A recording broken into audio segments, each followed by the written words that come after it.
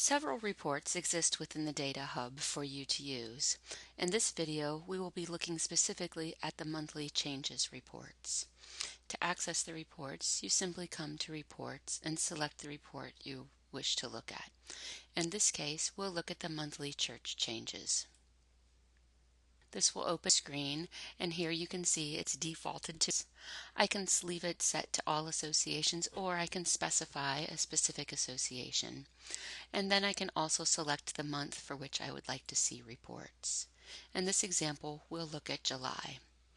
Click Run Reports, and you'll see the information changes at the bottom.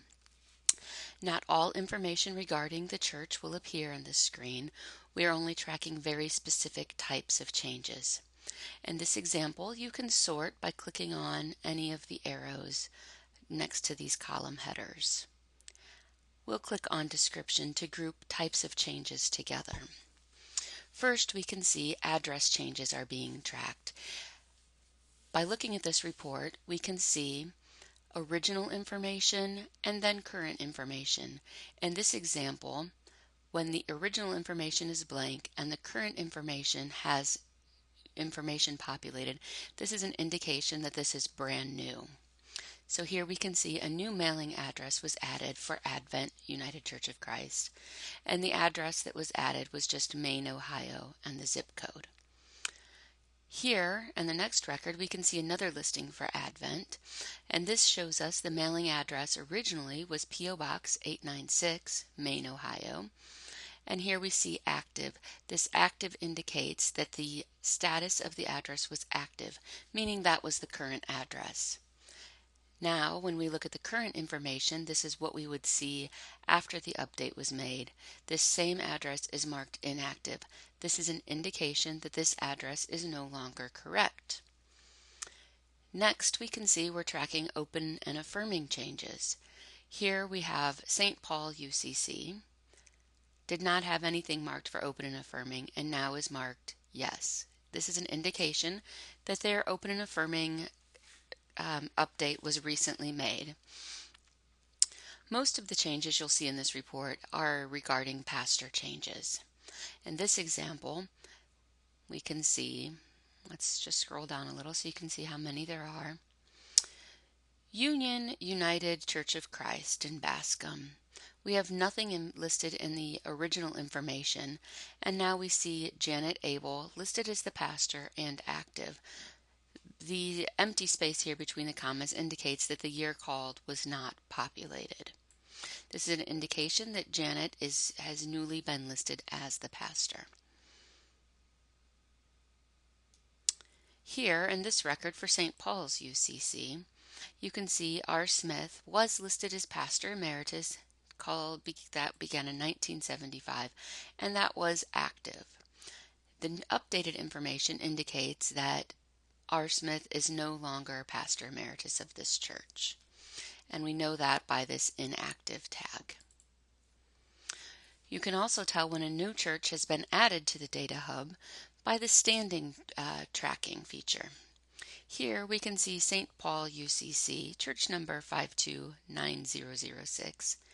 Here the type of change we're tracking is standing, and because we see nothing listed in this first column, that's an indication to us that St. Paul UCC did not exist previously, but now they are a UCC church. This is an indication this is a new church that has recently been added to the Data Hub. Here, Congregational UCC in Amherst, we can see they were listed as a UCC church. Now they're listed as a removed church, so they either closed, withdrew, or merged with another church. These reports can also be exported to Excel if that's helpful to you. You can do that up here at the top of the report. Click on this little disk icon and select Excel. This will export this to Excel for you. We'll close this report, and now we will look at the monthly people changes report briefly. This report works just the same. We'll look at the July report. Only this is looking at changes in a person's record instead of changes in a church's record.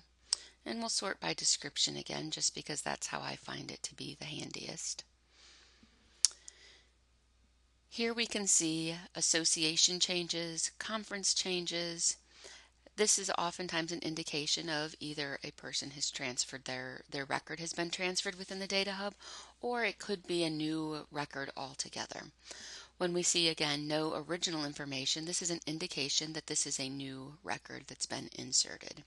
So here we see John Smith, the Ohio Conference. His association was empty and now it's Northwest Ohio. If we go down a little further, we'll see another listing for John Smith, and this time the conference has been populated to Ohio. This is a very good indication that this is a new record that has been inserted. If we go ahead and leave the search by name, we'll see all of these records for John Smith appearing together here.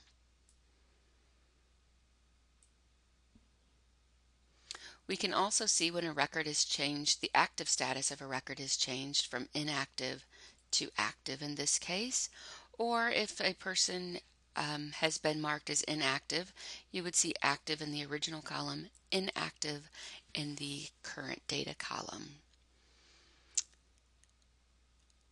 Let's sort this again by description by clicking on the arrows. It seems to be running a little slowly now. Here we can see date deceased is also a field that we are tracking. If you're curious if a record has recently been indicated that a person has passed away, that will show up here. We have nothing in the original column, and you can see the current data column shows the date that they passed away. Pastorate information is tracked here just like it's tracked on the church record. Inactive and active mean the same thing on these records. Here we can see when standing has been changed. In this case, Lucille Abernathy, her standing changed from full standing in the UCC to no standing.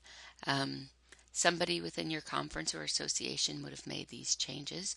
If you're curious who made them, you can see that out here. You can see the username, in this case testconf, and the date the change was also made. And again, this report can also be exported to Excel if that's easier for you to work with by coming to the disk icon and selecting Excel.